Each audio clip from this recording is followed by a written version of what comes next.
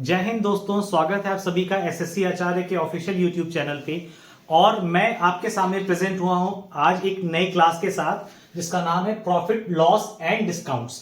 तो ये हमारा जो क्लास होगा, ये क्लास होगा कंसेप्चुअल, जिसमें हम सिखाएंगे कि कॉन्सेप्ट कैसे डेवलप होता है, मतलब क्या क्या कंडीशंस होते हैं, और उसके साथ साथ कुछ कैलकुलेशन ट्रिक्स भी इसमें सिखाया जाएगा। ठीक है, तो जैसा कि आप जान रहे हैं, प्रॉफिट लॉस एंड डिस्काउंट जो चैप्टर होता है ये हर एग्जाम्स के लिए इंपॉर्टेंट होता है। लेकिन अभी जो करंट में एग्जाम्स होने वाले हैं, मैंने पहले भी बता के रखा है आप लोगों को, कौन कौन से। बिहार एसआई, ठीक है ना, बिहार एसआई,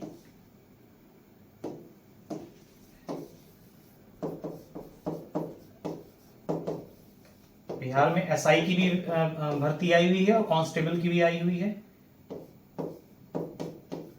उसके साथ साथ इंटेलिजेंस ब्यूरो की भर्ती आई हुई है, एमटीएस की और एसएसए की।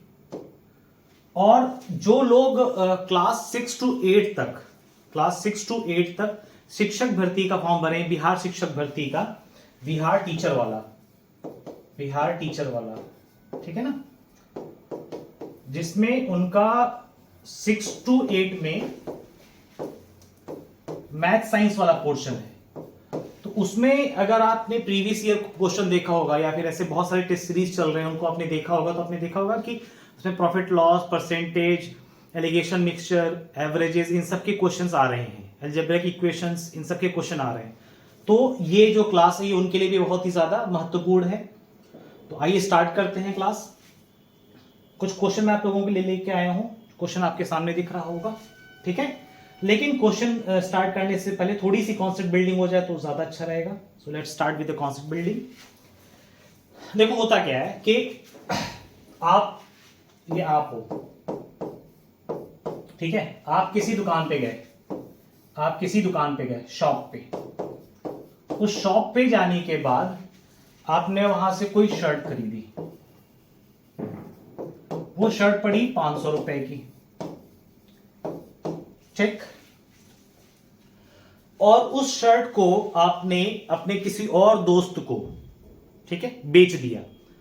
कितने में बेच दिया? 600 रुपए में। ये आपका फ्रेंड है, जिस फ्रेंड को आपने 600 रुपए में शर्ट को बेच दिया। तो यहां पे मुद्दा ये नहीं कि 500 की है कि 600 की है, खरीद के लाए तो दोस्त को क्यों बेचे, ये मुद्दा नहीं। मुद्दा ये है कि आप इस पूरे ट्रांजैक्शन में, इस पूरे लेन देन की प्रक्रिया में जो सामान 500 रुपए में खरीदे थे, उस सामान को आपने 600 रुपए में बेचा। तो ये जो 500 रुपए है ये आपके लिए क्या है? क्रय मूल्य, यानी कॉस्ट प्राइस, सीपी। और आपके लिए सेलिंग प्राइस क्या है? 600 रुपए, यानी 600 रुपए विक्रय मूल्य, हिंदी में विक्रय मूल्य। तो कुछ चीजें आपको ध्यान में रखनी है, जैसे क्या? COST, कॉस्ट प्राइस, CP, ये वो प्राइस होती है जिस प्राइस पे, जिस मूल्य पे आप कोई सामान कहीं से खरीदते हो, इसको हिंदी में क्रय मूल्य भी कहते हैं। नेक्स्ट है सेलिंग प्राइस।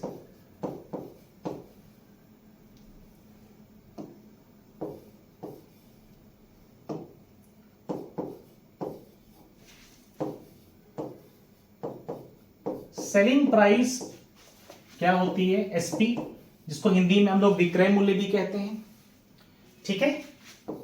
एक और चीज होता है, वो होता है मार्क प्राइस। जैसा कि आपने चैप्टर के नाम में देखा होगा, डिस्काउंट भी लिखा हुआ है। क्यों डिस्काउंट लिखा हुआ है? क्योंकि हम लोग इसमें डिस्काउंट वाला टॉपिक भी पढ़ेंगे। ये है मार्क प्राइस, यानी एमपी, अंकित मूल्य। पहला है क्रय मूल्य, दूसरा है विक्रय मूल्य, तीसरा है अंकित मूल्य, ठीक है। तो क्रय और विक्रय के बीच में क्या संबंध होता है? क्रय और विक्रय के संबंध में दो चीजें होती हैं कि या तो आपको प्रॉफिट यानी लाभ होगा, या तो लॉस यानी हानि होगा, करेक्ट। यानी अगर आपका क्रय मूल्य विक्रय मूल्य से अधिक है, क्रय मूल्य विक्रय मूल्य से अधिक है, तो आपका क्या होगा? यहां पे लॉस होगा, ठीक है। और अगर आपका क्रय मूल्य विक्रय मूल्य से छोटा है तो यहां पे आपको क्या होगा, प्रॉफिट होगा। यहां तक बात समझ में आई? थोड़ा आगे बढ़ते हैं। तो अब जो कॉन्सेप्ट है उस कॉन्सेप्ट को हम लोग सीधे परसेंटेज पे थोड़ा देर के लिए लेके चलते हैं। जैसे मान लो 25% का प्रॉफिट हुआ, ठीक है। सवाल में क्या था, 25% का प्रॉफिट हुआ। तो अगर हम रेशियो के सेंस में आपसे पूछें कि रेशियो के सेंस में क्या चीज हुई और उसको क्या क्या वैल्यू रखेंगे, तो 25% को क्या कहते हैं, 1/4। और प्रॉफिट हमेशा किस पे होता है, ये ध्यान देना, प्रॉफिट हमेशा किस पे होता है, यही लिख लेते हैं। प्रॉफिट हो या लॉस हो, ये हमेशा किस पे होता है, कॉस्ट प्राइस पे होता है, ठीक है। ये हमेशा किस पे होता है, कॉस्ट प्राइस पे होता है। ये भी आगे अगले स्लाइड्स में पता बताएंगे अच्छे से। खैर, तो 25% का प्रॉफिट का मतलब हो गया, इसको और बेसिक से देखो, 25% को 25/100 कहेंगे, यानी 100 रुपए की राशि पे 25 रुपए का लाभ मिला, ठीक है। जो सामान हम 100 रुपए का खरीद के लाए थे उसको हमने 25 रुपए और बढ़ा करके लाभ कमा करके बेचा। तो 100 क्या है, सीपी, और 25 क्या है, प्रॉफिट। इसी चीज को भी मैंने थोड़ी देर पहले लिखा था 1/4। तो 1/4 में सीपी हो जाएगा 4 और प्रॉफिट हो जाएगा 1। तो अगर सीपी 4 है, प्रॉफिट 1 है, तो एसपी क्या होगा। अब एक सिंपल सी बात है कि इस केस में जो ये मैं अभी डिस्कस कर रहा हूं, प्रॉफिट वाला केस, इस केस में उस व्यक्ति को प्रॉफिट हुआ है, यानी क्रय मूल्य छोटी राशि होगी, विक्रय मूल्य बड़ी राशि होगी, ठीक है ना। तो अगर विक्रय मूल्य बड़ी राशि होगी तो यानी 4 + 1 = 5, ठीक है। अब देखो बहुत सिंपल सा कंडीशन है यहां पे कि ये चीज मैंने किया क्या, यहां पे मैंने एसपी लिया, एसपी का मान पता करने के लिए 4 यानी सीपी रखा +1 प्रॉफिट रखा, ठीक है। और अगर यही कंडीशन में मुझे मान लो बाई चांस लॉस निकालना होता, तो लॉस में क्या करते, लॉस क्या होगा, लॉस तब होगा जब हमारा कॉस्ट प्राइस, पहले आप कंडीशन देख लो लॉस कब होगा, पहले लॉस का कंडीशन देख लो। लॉस कब होता है, लॉस तब होता है जब हमारा सीपी बड़ा होगा और एसपी छोटा होगा, ठीक है। तो loss is equal to CP minus SP, ठीक है। ये फॉर्मूला अगर आपको याद नहीं करना है, बस ये है कि इन चीजों को हम लोग डायरेक्ट यूज करेंगे क्वेश्चन में, तो आपको चीजें मालूम होनी चाहिए। 2 मिनट और लगेगा मेरे को वो चीज समझाने में, जो अंकित मूल्य वाला पार्ट था, जो तीसरा पार्ट है, ठीक है। देखो होता क्या है कि एक शॉपकीपर है,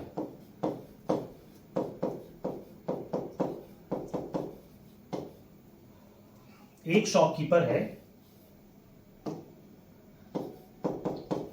उस शॉपकीपर के पास कोई प्रोडक्ट रखा हुआ है जिस प्रोडक्ट की प्राइस है 1000 रुपीज, जिस प्रोडक्ट की प्राइस है 1000 रुपीज। तो ये बेसिकली जो प्राइस है वो उस पर प्रिंटेड है, उस शर्ट पे या फिर पैंट पे या जीन्स पे या कोई भी प्रोडक्ट रखा है, उस पे जो प्राइस लिखी हुई है वो 1000 रुपए की प्राइस लिखी हुई है। तो जो लिखी हुई प्राइस होती है वो क्या कहलाती है, एमपी, ठीक है।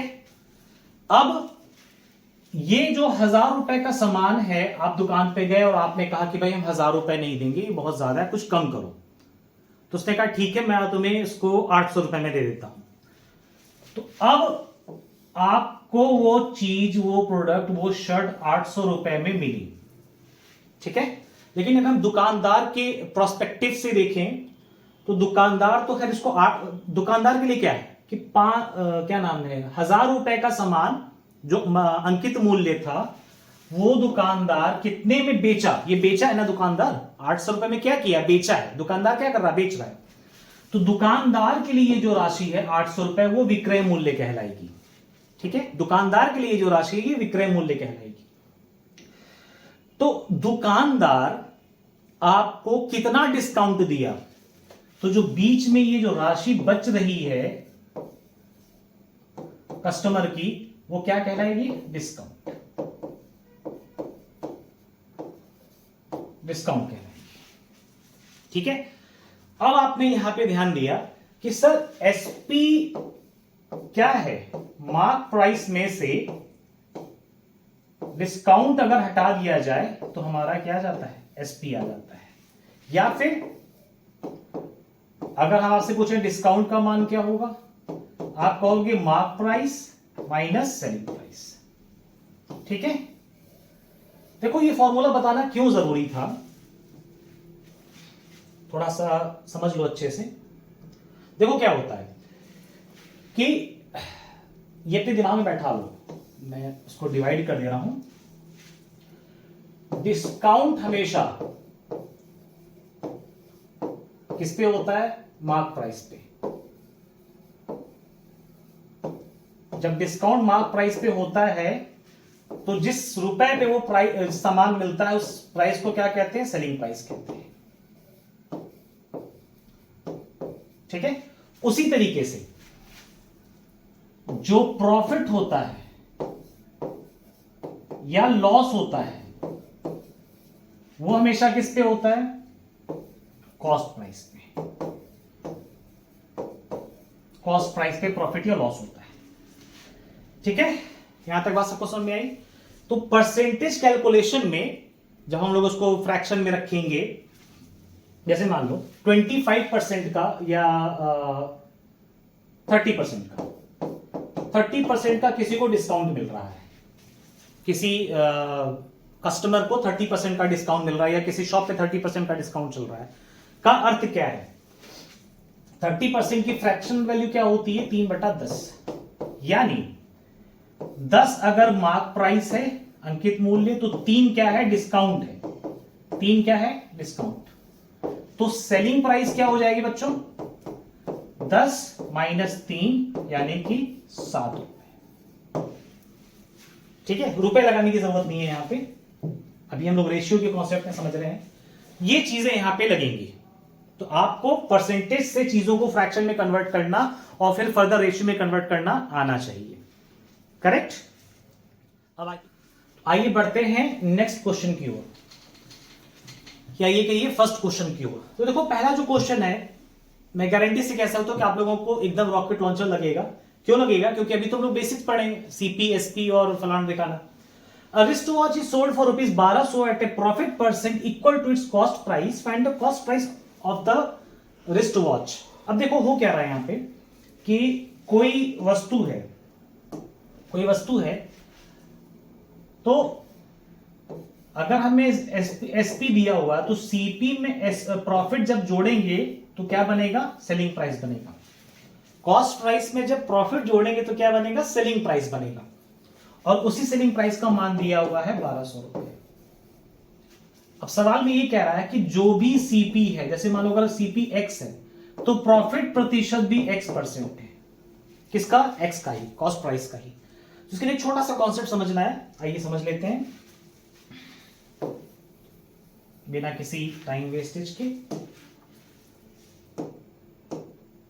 ठीक है।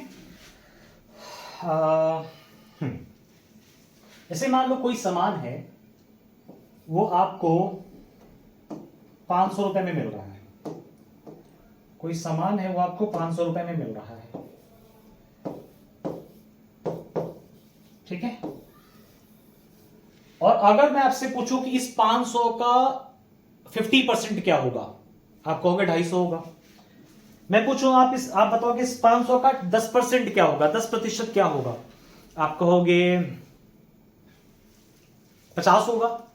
मैं आपसे पूछूं कि इसका 100% 100% क्या होगा, तो 500 का 100% खुद 500 होगा।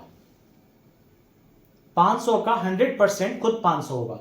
तो बेसिकली जो भी राशि दी रहती है वो अपने आप में क्या होती है? 100%, 100% होती है। अब मैं पूछूं 500 का 200% क्या होगा, मैं पूछूं 500 का 200% क्या होगा, आप कहोगे क्या? 1000 होगा। मैं पूछूं 500 का 300% क्या होगा?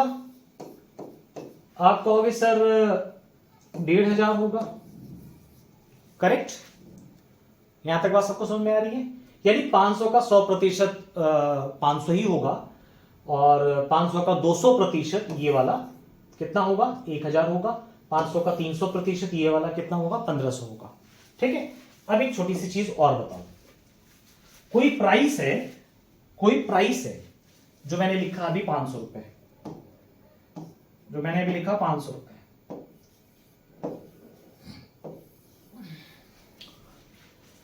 इस प्राइस में अगर हम लोग 100% की वृद्धि करा दें, इस प्राइस में अगर हम लोग 100% की वृद्धि करा दें,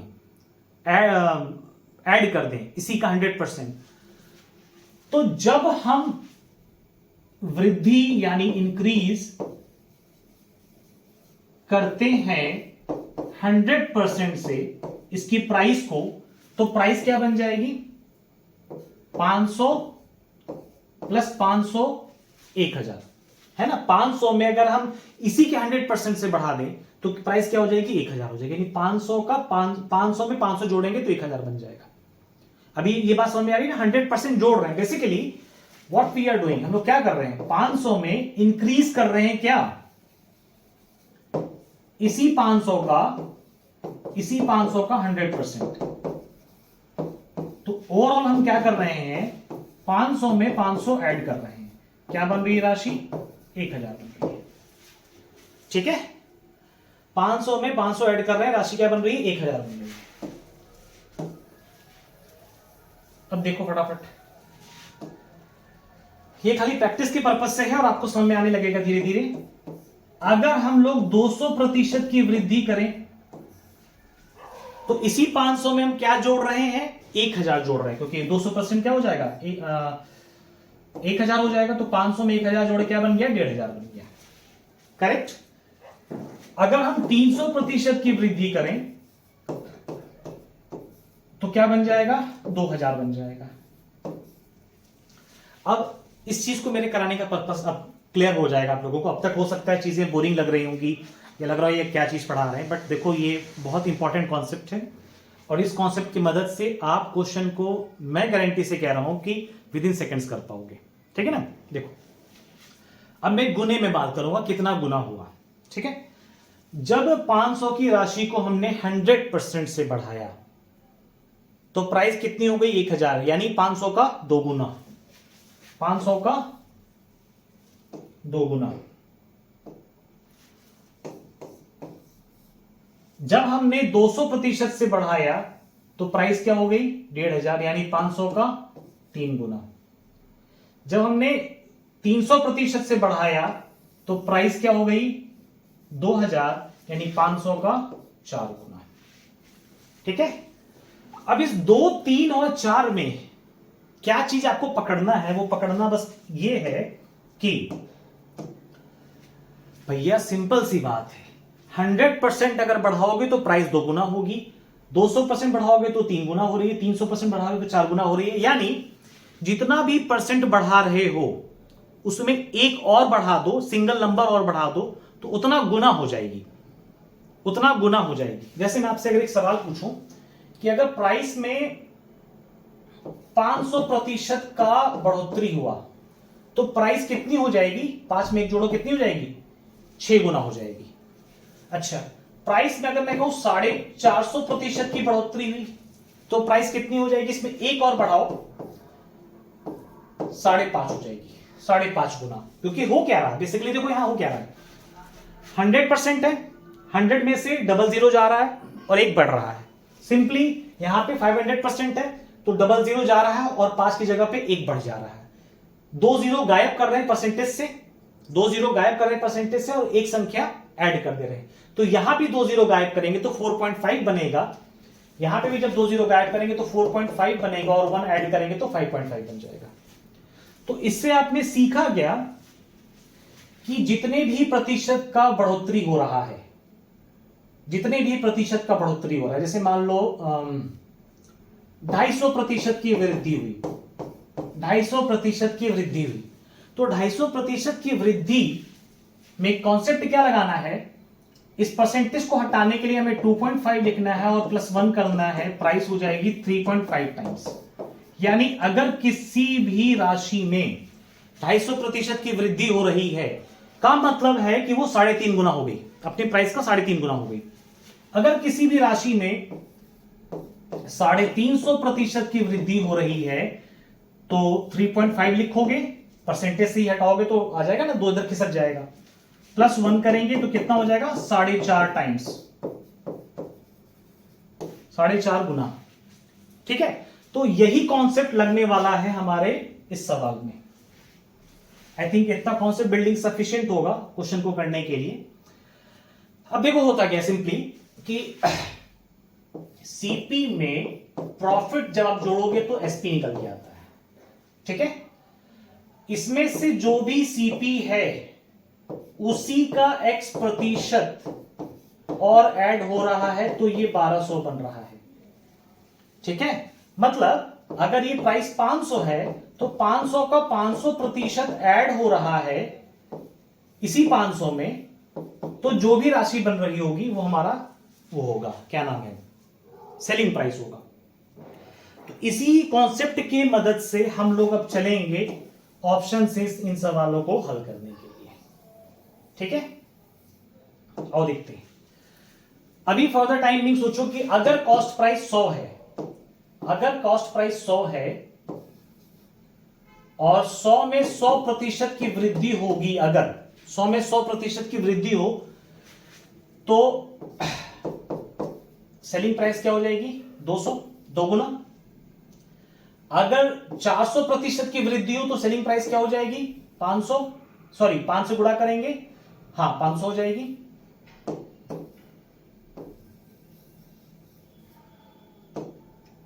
पांच से गुणा करेंगे, प्राइस 500 हो जाएगी। ठीक है, तो वही कॉन्सेप्ट आपको यहां पे भी लगाना है इन ऑप्शंस के साथ। आइए स्टार्ट करते हैं फटाफट।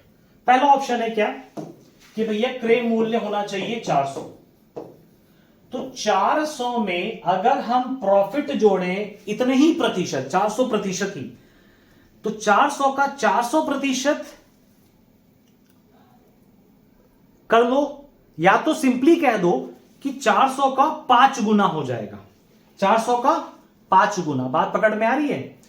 हम कहते हैं फॉर अगर ये हमारा क्या नाम है आंसर सही है, अगर ये वाला ऑप्शन सही है तो कॉन्सेप्ट क्या लगना चाहिए कि सर सीपी लेंगे, सर प्रॉफिट लेंगे और एसपी जोड़ने के बाद आ जाना चाहिए। तो सर सीपी हमने 400 लिया, प्रॉफिट होगा इसी 400 का 400%। तो कैलकुलेट कर लो, समझ में आ जाएगी बातें। 400 का 400%, ध्यान से जब आप देखोगे तो क्या बन रहा है, ये 2000 बन रहा है। तो ये इतने देर से पिछले 10 मिनट से जो ये हम पूरी कहानी समझा रहे हैं, डिटेल में एक्सप्लेन कर रहे हैं, उसके पीछे का रीजन क्या था? उसके पीछे का रीजन था कि आप सीधे आंसर देख के टिक मारोगे। ठीक है, कैसे आंसर देख के टिक मारोगे? आपने कहा कि अगर ये कॉस्ट प्राइस है, अगर ये कॉस्ट प्राइस है तो इसकी सेलिंग प्राइस कितनी होनी चाहिए, इसी का 5 गुना, क्योंकि 400% है, क्योंकि 400% है। 400% यानी 2 जीरो गायब करेंगे, 4 में 1 जोड़ेंगे 5 हो जाएगा, यानी सेलिंग प्राइस कितनी होनी चाहिए, 2000। क्या सेलिंग प्राइस 2000 है? नहीं है। 250%, यानी 250% में इसी का 2.5 गुना, सॉरी 2.5 नहीं 3.5 गुना, 3.5 गुना। समझ आ रही बात ना? क्यों? क्योंकि इसी 250 में हम 2 जीरो गायब करेंगे तो एक यहां पे छोटा सा डेसिमल आएगा और फिर +1 करेंगे तो 3.5 बनेगा, यानी 250 का 3.5 गुना, 250 का 3.5 गुना जो भी होगा 1200 नहीं होगा। ठीक है, तो अब हमारा आंसर फटाक से आने वाला है और देखते हैं। अब बच्चों के मन में एक सवाल हमेशा पैदा होता है, जो हम ऑफलाइन भी पढ़ाते हैं तो भी और ऑनलाइन भी पढ़ाते हैं तो भी, और अभी यूट्यूब पे पढ़ा रहे हैं, आप लोग रिप्लाई नहीं कर सकते, मतलब लाइव नहीं है, तो आप लोग के मन में एक क्वेश्चन आएगा कि क्या सर ऐसे सवालों में हमेशा हम चारों ऑप्शन चेक करेंगे? तो मेरा आंसर है बिग नो, बड़ा वाला नो। क्यों चारों ऑप्शन नहीं चेक करेंगे? देखो सिंपल सी बात है, थोड़ी सी मैं प्रोबेबिलिटी समझा देता हूं। 4 ऑप्शन है, 4 ऑप्शन में से सही होने की जो प्रोबेबिलिटी है वो क्या है 1/4, यानी 4 में से कोई एक ही सही होगा, करेक्ट। और अब मैं आपसे पूछूं कि कितनी देर में करने की प्रोबेबिलिटी, आप कहोगे 1/4। 1/4 मतलब ऐसा हो सकता है कि आपका पहला ऑप्शन जो चूज किए हो वही सही हो जाए, ऐसा हो सकता है दूसरा चूज करो वो वाला सही हो, फिर तीसरा करो वो वाला सही हो, नहीं तो फिर चौथा वाला तो बाय डिफॉल्ट सही होगा, ठीक है। तो ऐसे परिस्थिति में जब चॉइस हमारे पास है, वो ऑप्शन ABCD दे दिया है, का मतलब ये नहीं कि हमें पहले A चेक करेंगे, फिर B चेक करेंगे, फिर C चेक करेंगे, फिर D चेक करेंगे, नहीं। हमारा काम क्या है कि हम वो चीज चेक करेंगे जो पहले हमारे लिए इजी है चेक करना। इसके पीछे का भी देखो लॉजिक है। अब ये जो क्वेश्चन है इसका अगर मैं आपको डिटेल सॉल्यूशन बताऊं तो इसका सॉल्यूशन होता है क्वाड्रेटिक इक्वेशन से, हिंदी में कहा जाता है द्विघाती समीकरण। द्विघाती समीकरण जिसमें x के 2 मान आते हैं, एक पॉजिटिव आएगा एक नेगेटिव आएगा या ऐसे कुछ रहेगा, मतलब जिसमें x की 2 वैल्यूज निकल के आएंगी, जिसको आपको प्रॉपर इक्वेशन बना के सॉल्व करना रहेगा। तो ये क्वेश्चन आपके बिहार शिक्षक भर्ती में क्यों इंपॉर्टेंट है, बात को समझो। इसलिए क्योंकि ये जो टॉपिक है, सॉरी ये जो पर्टिकुलर क्वेश्चन है, इस पे कॉन्सेप्ट क्या इन्वॉल्व हो रहा है, क्वाड्रेटिक इक्वेशन क्लास 8th का, ठीक है। क्लास 8th का कॉन्सेप्ट इन्वॉल्व हो रहा है और क्वाड्रेटिक इक्वेशन से इस क्वेश्चन को करने के लिए टाइम लगेगा। लेकिन यहीं पे आपकी स्मार्टनेस झलकेगी जब आप इसको क्वाड्रेटिक इक्वेशन से ना करके ऑप्शन से फटाफट करोगे। खैर मैं सीधे आता हूं कि कौन सा ऑप्शन चूज करना होता है। तो ऑप्शन वो चूज करेंगे जो हमारे लिए कंफर्टेबल है। तो जैसे हमको ये दिखा 400, तो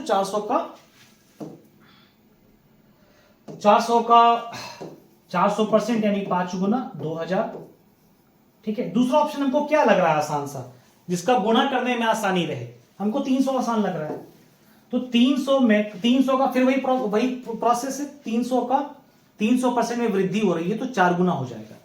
क्या हो जाएगा इसका 4 गुना 1200। यही हमारा क्या होगा, सेलिंग प्राइस होगा। ये हमारा सेलिंग प्राइस होगा। तो क्या हमारा ऑप्शन ये वाला सही है, नहीं है। कौन सा सही है, डी वाला सही। तो इस क्वेश्चन को करने में नो डाउट टाइम लगा, समझाने में टाइम लगा। बट अगर इस पर्टिकुलर चीज को आप समझ गए इतनी देर की, जो मैंने इन स्लाइड्स में मैंने बताया है, ये देखो ध्यान से, जो मैंने इन स्लाइड्स में बताया है, यहां से इन चीज को अगर आप समझ चुके हो तो आपके लिए अब क्वेश्चंस को करना बिकम्स वेरी इजी। अब बहुत इजी हो जाएगा इन टाइप्स के क्वेश्चन को करने में। बस आपको ये मालूम होना चाहिए कि भाई कॉन्सेप्ट कौन सा लगना है, ठीक है।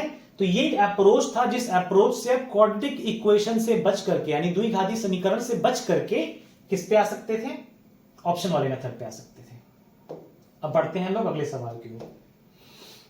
अगला सवाल क्या है, इन अ shop a discount of 8% is provided if the total payable after discount is more than 5,000 and additional discount of 20% is provided, then determine the final amount to be paid by the customer if he buys 12 products each of ₹750।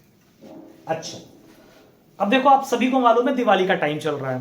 अब दिवाली के time पे simple सी बात है कि भाई थोड़ा थोड़ा discount customer के लिए जो शोरूम्स होते हैं, शॉपकीपर्स होते हैं, वो चलाते रहते हैं। बस ये उसी टाइप का सवाल है।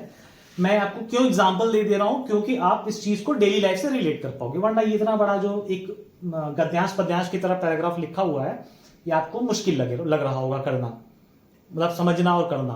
तो आपने ये समझना कि आप दुकान पे गए हुए हो।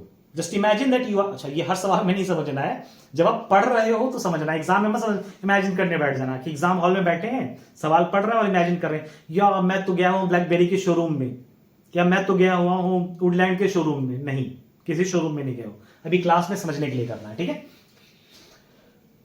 आप दुकान पे गए, आपको वहां पे बोर्ड लगा दिखा कि यहां पे 8% की छूट चल रही है, ठीक है। अब आपने कहा कि यार मुझे 12 पीस खरीदना है टी शर्ट, जिसकी प्राइस, टी शर्ट या कोई भी सामान है जिसकी प्राइस है ₹750 प्रति टी शर्ट या प्रति प्रोडक्ट, पर प्रोडक्ट। तो ₹750 का सामान अगर आप खरीद रहे हो पर पीस के हिसाब से, तो 12 पीस का जो खर्च आएगा वो खर्च क्या होगा, 12 7 84, 12 25 60, ₹9,000, ठीक है। तो वही सवाल में कह रहा है कि 5% डिस्काउंट तो हमको देना ही देना है भाई। कस्टमर बोला है, शॉपकीपर बोला है कि 5% का डिस्काउंट है, तो 9,000 में 8% का डिस्काउंट, 5 नहीं सॉरी 8% का डिस्काउंट करने के बाद जो भी राशि होगी वो हम लोग चले जाएंगे देने के लिए, कस्टमर लोग, ठीक है। लेकिन अभी देना नहीं है। अब सवाल में आगे कह रहा है कि ये जो राशि है, कौन सी राशि, जो 9,000 से डिस्काउंट करने के बाद आई है, वो राशि अगर 5,000 से ऊपर की है तो कस्टमर को 20% का और डिस्काउंट मिलेगा। कस्टमर को 20% का और डिस्काउंट मिलेगा। बात समझ में आ रही है? ठीक है। तो अब इस सवाल को करने के लिए हमें सिंपल सी बात समझनी है कि जो हमारे लिए यानी कस्टमर के लिए मार्क प्राइस है वो 12 सामान का 750 रुपए के हिसाब से वो है 9,000 रुपए, वो है 9,000 रुपए, करेक्ट। और जो अब डिस्काउंटेड प्राइस है, डिस्काउंटेड प्राइस कह लो, वो क्या है, 8% का डिस्काउंट है यानी 92%। 92% किसका, 9,000 का, करेक्ट। 92% 9,000 का कितना आता है ये बताओ फटाफट। 0000, 9 दूनी 18, 1 जीरो लगा दो, 9 81 और 1 82, यानी कि जो डिस्काउंटेड प्राइस होगी वो होगी 8280, 8,280 रुपए। क्या ये राशि 5,000 से अधिक है? अच्छा, कुछ लोग के मन में आ सकता है सर यहां पे हम डायरेक्ट सक्सेसिव लगा सकते हैं। सक्सेसिव लगा सकते हो, सक्सेसिव से भी कर सकते हैं, बट अगर ये राशि 5,000 से कम होती तो 20% का डिस्काउंट ही नहीं पड़ता, तो 20% का डिस्काउंट ही नहीं पड़ता। जब डिस्काउंट ही नहीं पड़ेगा 20% का तो आप कैसे सक्सेसिव लगा दोगे, तब तो खाली 8% का डिस्काउंट रहा ना। खैर, अब इसके बाद इसी राशि पे उसको और 20% का डिस्काउंट मिलेगा, तो फाइनल जो कॉस्ट प्राइस आएगी कस्टमर के लिए, जो कॉस्ट प्राइस आएगी कस्टमर के लिए, वो कॉस्ट प्राइस क्या होगी भाई, बताओ फटाफट। वो कॉस्ट प्राइस होगी इस 8280 का 80%, कितने का डिस्काउंट है, 20% का, इस 8280 का 80%। तो 00 से 00 कैंसिल कर दिए, और जो कस्टमर को पड़ा वो कितने का पड़ा, 8 अट्टे 64 का 4, हाथ से लगे 6, 8 दूनी 16 और 6 22, हाथ से लगे 2, 8 अट्टे 64 और 2 66। तो कस्टमर जो है अंत में 9,000 के सामान को 6624 रुपए में यानी 6,624 रुपए में खरीद के लेके आएगा। कौन सा ऑप्शन है, ऑप्शन नंबर बी। क्लियर हुई बात यहां तक सभी को?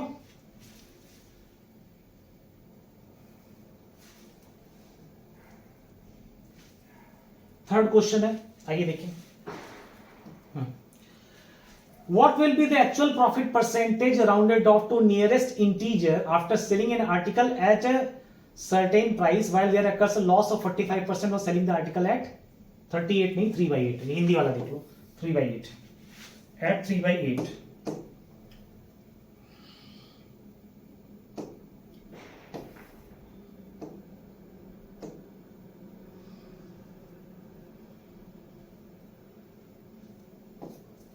थ्री बाई 3/8, ठीक है। क्या हो रहा है सवाल में, एक वस्तु को एक निश्चित कीमत पर बेचने के बाद वास्तविक लाभ प्रतिशत निकटतम क्या होगा जबकि वस्तु के क्रय मूल्य के 3/8 पर बेचने पर 45% की हानि होती है। सिंपल सी बात है कि जब हम लोग 3/8 पे बेचते हैं, यानी कॉस्ट प्राइस और सेलिंग प्राइस की अगर हम बात करें, कॉस्ट प्राइस और सेलिंग प्राइस की अगर हम बात करें, तो कॉस्ट प्राइस अगर 8 है और सेलिंग प्राइस अगर 3 है, 3/8 मतलब कॉस्ट प्राइस का, ये वाला कॉन्सेप्ट पहले समझा चुके हैं ना, 3/8 को कैसे लिखना होता है। 8 अगर कॉस्ट प्राइस है तो 3 क्या होगा, सेलिंग प्राइस होगा।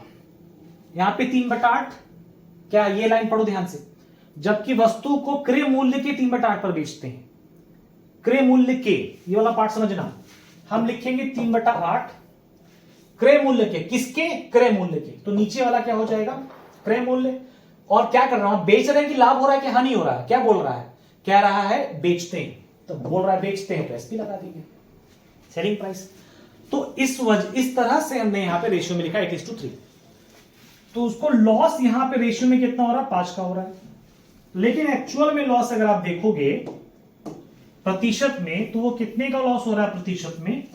प्रतिशत में लॉस हो रहा है 45% का, यानी 1 का मान 9% है। 1 का मान 9% है। अब पूछता है कि एक्चुअल प्रॉफिट परसेंट क्या होगा? एक्चुअल प्रॉफिट परसेंट क्या होगा? तो आप सिंपल सी बात को समझो कि 8 में से 3 हिस्सा लॉस में बेचा गया और 5 हिस्सा प्रॉफिट में बेचा गया। 8 में से 3 हिस्सा लॉस में बेचा गया और बाकी हिस्सा प्रॉफिट में बेचा गया। अब आप इसको समझना कि 8 9 72, यानी एक्चुअल जो 8 का मान है प्रतिशत में वो कितने का है? यानी अगर हमने कोई भी लॉस नहीं खाया होता इस पूरे ट्रांजैक्शन में, तो हमें एक्चुअल प्रॉफिट कितने का हो रहा होता? बात समझे ना? 8 3 5 बराबर 45, 1 बराबर 9%, यानी 8 हमारा क्रय मूल्य है। अगर 8 के 8 क्वांटिटी पे, सारे के सारे पे अगर हमें जो है प्रॉफिट हो रहा होता, तो हमें प्रॉफिट होता 72% का। लेकिन हमें कुछ पे लॉस भी हुआ। वो लॉस कितने का है? 45% का। तो जो लॉस हमारा रिजल्टेंट है, एक्चुअल प्रॉफिट, लॉस नहीं प्रॉफिट, जो हमारा एक्चुअल प्रॉफिट है, एक्चुअल प्रॉफिट, वो प्रॉफिट क्या हो जाएगा? आप कहोगे सर जो पूरे पे हो रहा था या होता 72%, उसमें से हम जो लॉस हो रहा है उसको घटा दें। 72 में से 45 घटाओ, 12 में बचा 7, 6 में 4 के बचा 2, यानी 27%। कौन सा ऑप्शन है? Option number D. Option number D. बात समझ में आ रही है अच्छे से? और नेक्स्ट क्वेश्चन पे आते हैं। नेक्स्ट क्वेश्चन पढ़ो फटाफट, क्या है भाई? On selling a car to Anuj, Aman suffered a loss of 10%. Anuj sold the car for rupees itna, of suffering a loss of 12%. What would be the cost price for the car? Aman. अमन के लिए price कितनी होगी? अच्छा ठीक है। तो यहां दो लोग हैं, अनुज ने कोई कार अमन को बेची जिसमें कार की डेप्रिसिएशन थी, यानी कार की प्राइस घटी 10% से। फिर उसके बाद बेचा 10% के लॉस थे। फिर अनुज ने उस राशि में बेचा जिसमें उसको 12% का लॉस हुआ। ठीक है, तो कहता है कि ये कार कॉस्ट प्राइस अमन के लिए कितनी होगी? What would be the cost price of the car for Aman? तो अमन को निकालने से पहले हम चुपचाप चलते हैं कहां पे? एक मिनट, किसके लिए पूछ रहा? अमन के लिए। अमन के लिए कार का प्राइस क्या होगा? देखो उसका 2 तरीका है, फटाफट देखो 2 तरीका। एक तरीका क्या है? Anuj sold the car for rupees इतना, सफरिंग अ लॉस ऑफ 12%। हाँ, 2 नहीं, एक ही तरीका है। इसमें देखो वर्ड में ना नाम में आगे पीछे कर दिया, इसलिए कंफ्यूजन निकालना है। मेरा इस सवाल में से पढ़ के पहला आपसे क्वेश्चन क्या बन रहा है, वो ये है कि पहला ओनर कौन है? इसका फर्स्ट ओनर कौन है? इसका फर्स्ट ओनर कौन है बताओ? अनुज की अमन? अमन ने अनुज को एक कार 10% की हानि पर बेची, तो इसका फर्स्ट ओनर कौन हुआ? अमन। इसका सेकंड ओनर कौन होगा? इसका सेकंड ओनर होगा अनुज। ठीक है, यह सबको समझ में आ रही है? चलो, पहला ओनर कौन है?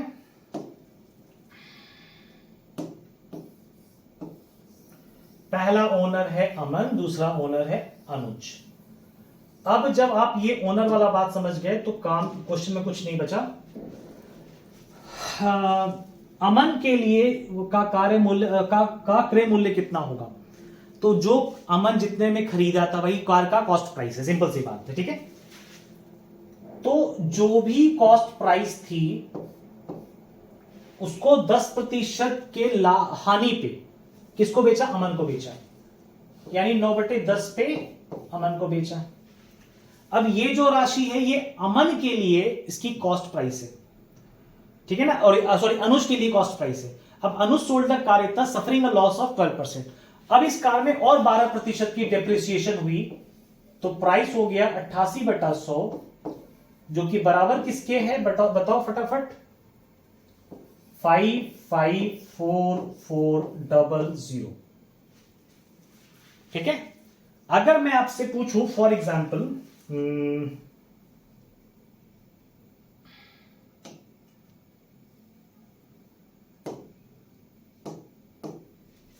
अगर मैं आपसे पूछूं सिर्फ इतने पोर्शन के लिए कि ये जो पोर्शन है, इसमें हाइलाइटर,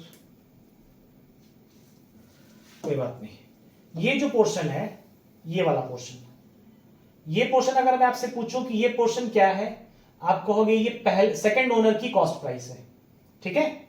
अब मैं आपसे पूछूं कि भैया ये पूरा पोर्शन क्या है, आप ये कहोगे ये है सेलिंग प्राइस, किसके लिए, जब सेकंड ओनर बेचा था सामान को, उस कार को। ठीक है। तो इक्वेशन या समीकरण आपको समझ में आ गया कैसे बना। अब सीधे इसको हल करते हैं, कैंसल आउट करते हैं। 88 11 से काटा जाए, 11 8 88, 11 5 55, 0 4 0 0, सही है, 50,400। ठीक है। 8 से काटा जाए, 8 6 48, 8 3 24 00। 9 से काटा जाए, 9 7 63 00। तो जो कॉस्ट प्राइस निकल के आ रही है वो आ रही है 7 लाख रुपए। वो प्राइस क्या निकल के आ रही है, 7 लाख रुपए। कौन सा ऑप्शन है, ऑप्शन नंबर ए। क्लियर हुआ सभी को, आगे बढ़ा जाए। A person offers a 15% discount on his garments and he offers a further discount of 10% on the reduced price to those customers who pay cash. What will a customer have to pay in cash for a jacket of rupees 3600?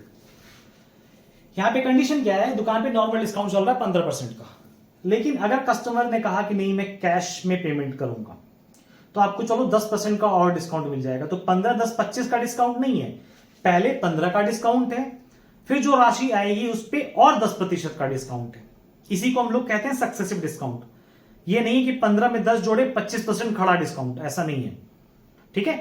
पहले 15% का discount है, फिर और 10% का discount है। Price है 3600 रुपए, तो कस्टमर को देना कितना है।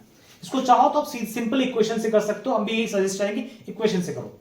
ठीक है। इक्वेशन मतलब ये वाला तरीका, जो हमारा आंसर है वो हमारा आंसर होगा 3600 का डिस्काउंट मिल रहा है पहले 15% का। 15% होता है 3/20, यानी प्राइस कितनी हो गई 17/20, और डिस्काउंट मिल रहा है 10% का यानी 1/10, तो प्राइस कितनी होगी 9/10। 9/10, 0 से 0, 0 से 0 कैंसिल हो गया और ये आ गया 18। अब हमारा जो आंसर है, यानी जो हमें पेबल है, जो राशि पे करनी है, वो 18 गुणा 17 गुणा 9 करनी है। 18 गुणा 17 गुणा 9 कितना होता है, चाहो तो इकाई अंक से चेक कर लो, 8 7 56, 9 6 54, इकाई अंक से कर सकते हो। अगर हम इकाई अंक की बात करें तो इसमें और इसमें जब गुणा करोगे तो 18 17 में जब आप गुणा करोगे तो इकाई अंक क्या आएगा, 6 आएगा, और 6 और 9 में जब गुणा करोगे तो इकाई अंक क्या आएगा, 4 आएगा। ठीक है। तो 4 इकाई अंक वाला कौन सा ऑप्शन है, सी ऑप्शन है। चाहो तो उसको पूरा हल भी कर सकते हो, मैं पूरा हल कर देता हूं। हल करना है क्या, सिंपली गुणा करना है। ठीक है।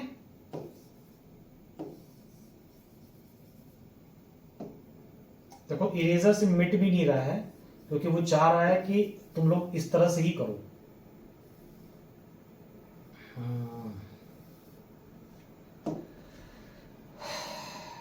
यही है ना, यहां पे 9 लिखा था। 18 गुणा 17 क्या होता है, 18 का स्क्वायर 324 माइनस 18 306। 306 गुणा 9 क्या होता है, 306 गुणा 9 क्या होता है, 9 छक्के 54 का 4 और 5, 9 3 27, 27 54 हमारा क्या है, आंसर है। वैसे भी आ रहा था, इकाई अंक से किया जाएगा।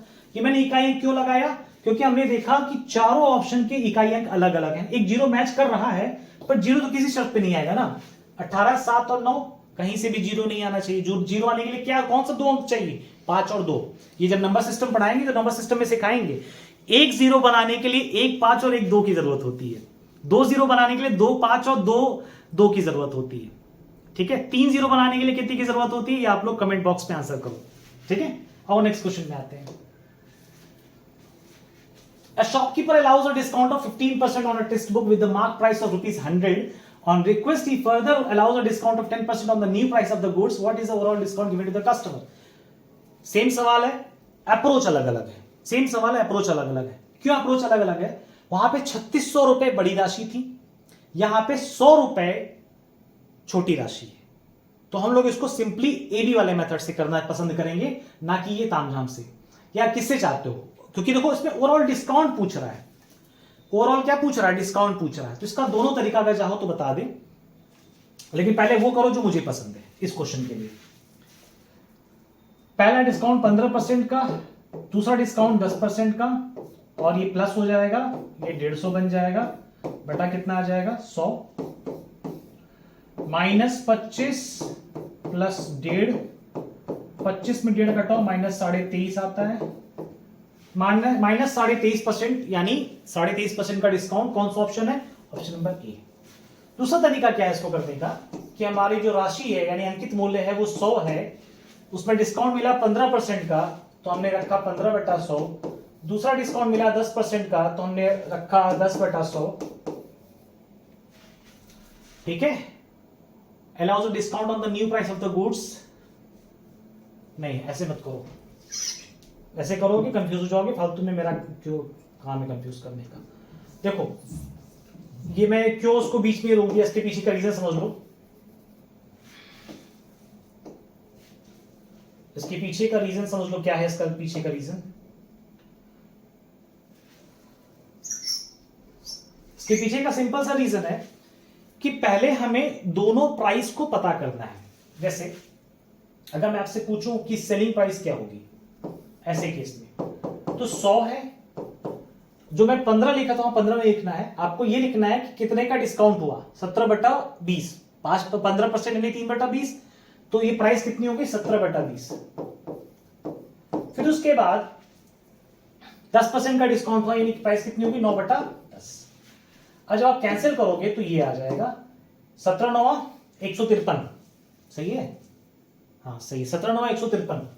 तो सेलिंग प्राइस कितनी हो जाएगी 153/2, यानी कि 76.5। अब आप आपसे पूछेंगे डिस्काउंट कितने का मिला, तो आप कहोगे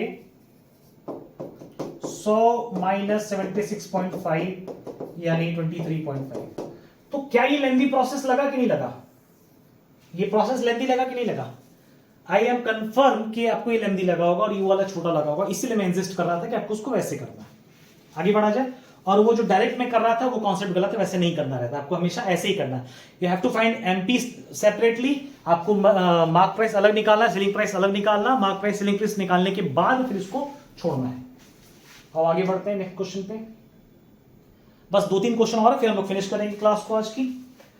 क्या question? A grocer sells rice at 10% profit and uses whey which are 20% less than the market with the total gain earned by him। तो ये बड़ा प्यारा सवाल है। इस सवाल को करने से पहले मैं एक छोटा सा कॉन्सेप्ट 1 मिनट लगेगा समझा देते हैं। देखो, प्रॉफिट कमाने का एक दुकानदार के पास 2 तरीका होता है। पहला, प्राइस के माध्यम से, यानी वो जो प्राइस में खरीद के लाया है उससे महंगा बेच दे। दूसरा होता है वेट के माध्यम से, यानी भार के माध्यम से, यानी जिस क्वांटिटी में खरीद के लाया है, जिस क्वांटिटी में खरीद के लेके आया है, या जो क्वांटिटी खरीद के ले गया उससे कम बेचे, यानी भार करते समय जो तराजू पे तौलता है उसने कम तौले। जैसे जो होता है वेट करने वाला तराजू, ठीक है, उसमें मान लो आटा लेने गया, 1 किलो का या 2 किलो का या 5 किलो का बाट रखने की जगह पे वो कुछ घपला कर दिया, या सिंपल 1 किलो की जगह वो 900 ग्राम ही तौलता है। ठीक है, तो वो घपला किस में कर रहा है? वेट में कर रहा है, क्योंकि वो प्राइस तो 1 केजी के हिसाब से ले रहा है, 1 केजी के हिसाब से ले रहा है, लेकिन बेच कितना रहा है? वेट में कितना बेच रहा है? 900 ग्राम बेच रहा है। तो क्वांटिटी में घपला करके भी कस्टमर शॉपकीपर जो है प्रॉफिट कमा सकता है। तो अब करना क्या रहता है प्रॉफिट निकालने के लिए? इस कस्टमर का इस शॉपकीपर का प्रॉफिट निकालने के लिए प्राइस का है, तो हम लोग सिंपली रेशियो में लिख देते। जैसे मान लो 25% का प्रॉफिट है, जैसे मान लो 25% का प्रॉफिट है, तो हम लोग क्या करते हैं 4:5, मतलब 1/4, 4 से 5। लेकिन अगर वेट की बात कर लें, अगर हम यहां पे भार की बात कर लें और कह दें कि 1000 ग्राम की जगह 900 ग्राम तौलता है, या फिर 10% से घपला करता है, तो 10% मतलब 1/10, यानी 10 की जगह पे क्वांटिटी कितनी बेच रहा है, 9 बेच रहा है। तो हम लोगों को इसी क्वांटिटी को प्राइस में कन्वर्ट कर लेना है, जिसको करने का तरीका है प्राइस को रिवर्स, क्वांटिटी को रिवर्स करके लिख देना 9:10। बस जो क्वांटिटी में चेंजेस हो रहे हैं उस दुकानदार द्वारा, उसी को पलट के लिख दो, प्राइस के टर्म में उसका प्रॉफिट आ जाएगा। अब क्वेश्चन करोगे तो समझ में आएगा। तो जो ग्रॉस जो दुकानदार है वो 10% प्रॉफिट कमाता है पैसे से, मतलब पैसा ज्यादा भाव उसका बढ़ा करके, और दूसरा प्रॉफिट कमाता है वो कम भार तौल करके। तो दो तरीके से प्रॉफिट कमा रहा है। तो पहले भार वाला देख लेते हैं। 20% लेस तौल रहा है, यानी 1/5, यानी अगर हम क्वांटिटी की बात करें तो 5 की जगह पे 4 ही तौल रहा है। और अगर हम प्राइस की बात करेंगे, इसी चीज को अगर हम प्राइस के टर्म में कहेंगे तो अभी हमने सिखाया कि रिवर्स करके लिख दो। तो पहला प्रॉफिट इसका ये 4:5। दूसरा जो प्रॉफिट है, अब यहां पे हल करते हैं। जो पहला प्रॉफिट है 10% वाला, यानी 10 का सामान कितने में जा रहा है, 11 में जा रहा है। दूसरा प्रॉफिट है 4:5, यानी 4 का सामान कितने में जा रहा है, 5 में जा रहा है। दोनों प्रॉफिट को गुणा करो, 10 चौके 40 और 11 पचे 55। ओवरऑल इसको 15 एक्स्ट्रा मिला है, बेस क्या है 40, 15 एक्स्ट्रा मिला है, बेस है 40। और अगर इसको हम आंसर निकालना चाहें प्रॉफिट परसेंट, पी परसेंटेज, तो आ जाएगा 15/40 गुणा 100।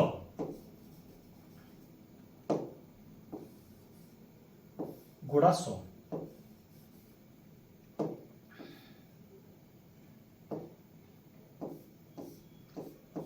ठीक है, 0 से 0 कट गया, 2 दूनी 4, 2 पचे 10, 15 पचे 75 का आधा 37.5।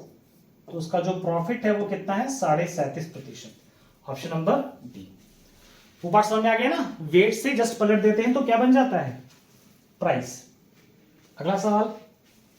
The monthly income of Ramesh was rupees 16,500 and his monthly expenditure was 10,500. Next year his income increased by 25% and his expenditure increased by 19%. Find the percentage increase in his saving. ये percentage का सवाल से मिलता जुलता सवाल है। पिछले वाले क्लास में अगर आप देखे होगे मेरी क्लास, तो उसमें मैंने कराया था। सेम कॉन्सेप्ट है, कोई तामझाम नहीं है, सिंपल सी बात है। देखो रमेश भाई साहब की जो इनकम है वो है 16,500 रुपए मंथली। इसमें से भाई साहब ये कुछ खर्च करेंगे, कुछ बचत करेंगे। तो ये जो खर्च कर रहे हैं वो खर्च कर रहे हैं 10,500 रुपए, और जो बचत कर रहे हैं वो कर रहे हैं 5,000 रुपए, नहीं 6,000 रुपए, सॉरी। बचत कितनी की कर रहे हैं,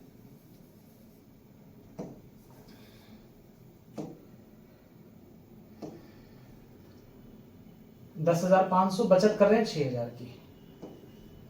ठीक है। अब मैं आपसे पूछूं कि इनका रेशियो क्या होगा, तो आप कहोगे सर 00 से 00 कैंसिल कर दिए।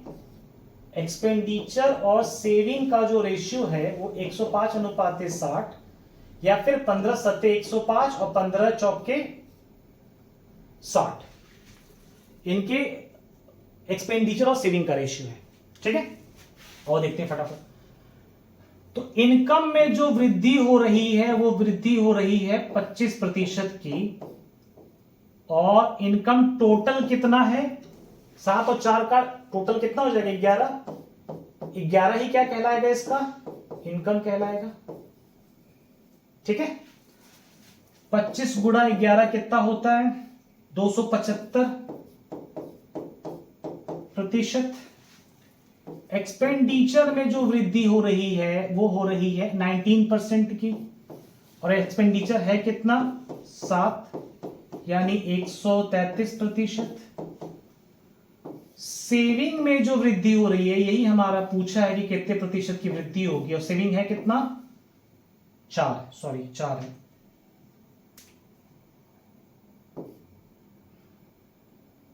सेविंग है कितना? 4। देख लो ध्यान से, ठीक।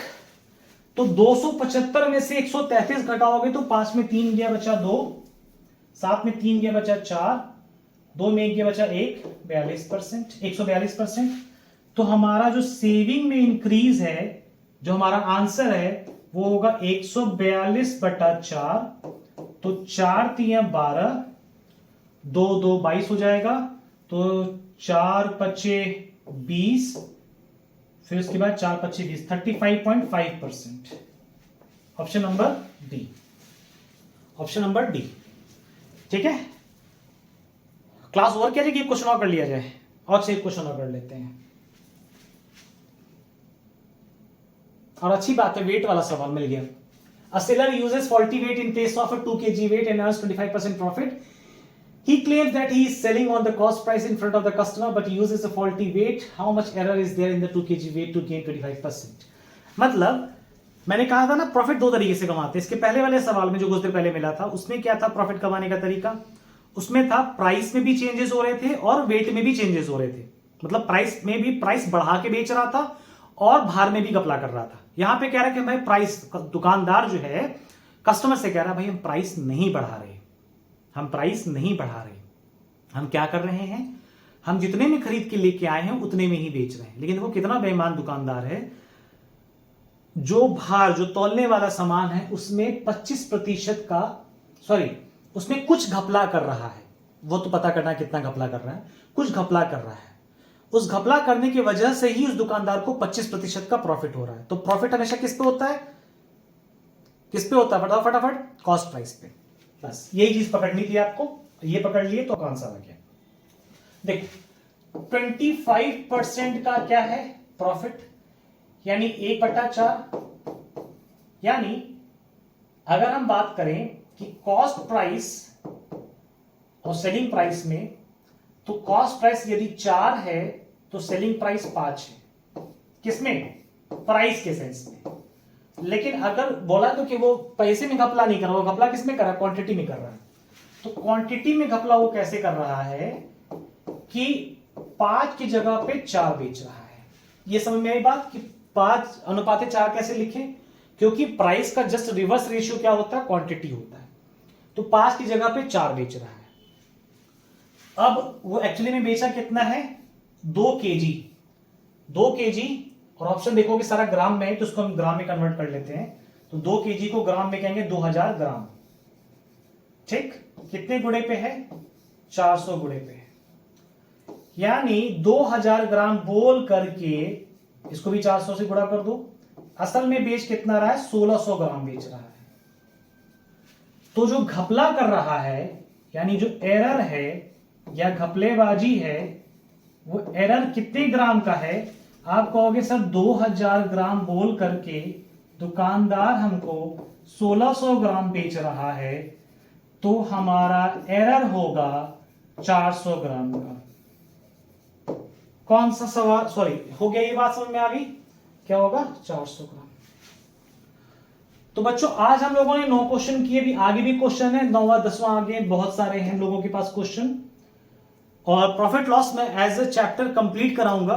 30-40 सवाल, 50 सवाल तक मैं इसमें कराऊंगा। 50 तो नहीं, बट हाँ 40 क्वेश्चन तक तो इसमें कराया जा सकता है बहुत प्यार से। सारे अगर टाइप्स को हम लोग कवर अप करेंगे जो लेटेस्ट एग्जाम में पूछे जा रहे हैं, तो 40 क्वेश्चन तक बनेंगे। तो I will try my best कि इसमें मैं कम से कम 40 क्वेश्चन प्रैक्टिस कराऊं, जिसमें से 9 क्वेश्चन प्रैक्टिस हो चुका है और बाकी क्वेश्चन की प्रैक्टिस हम लोग अगली क्लास में करेंगे। फिलहाल अभी के लिए आपके लिए इंस्ट्रक्शन यही है कि मैं चैनल पे पोल करा दूंगा, और चैनल पे पोल में आपको जवाब देना है कि आपको किस एग्जाम से ओरिएंटेड तैयारी करनी है। उसमें 4 ऑप्शन रहेगा, आईबी, एसएसए, मतलब आईबी है, बिहार की शिक्षक भर्ती है, ऐसे मैं ऑप्शंस में दे दूंगा। दूसरा चीज ये कि डिस्क्रिप्शन बॉक्स में आपको मिलेगा टेलीग्राम चैनल का और व्हाट्सएप चैनल का लिंक। अगर आपको स्टडी मटेरियल चाहिए, पीडीएफ चाहिए, लेटेस्ट एग्जाम के अपडेट्स चाहिए, तो आप उस चैनल को जरूर से जरूर ज्वाइन करो। आज के लिए इतना काफी है। Bye bye friends, take care.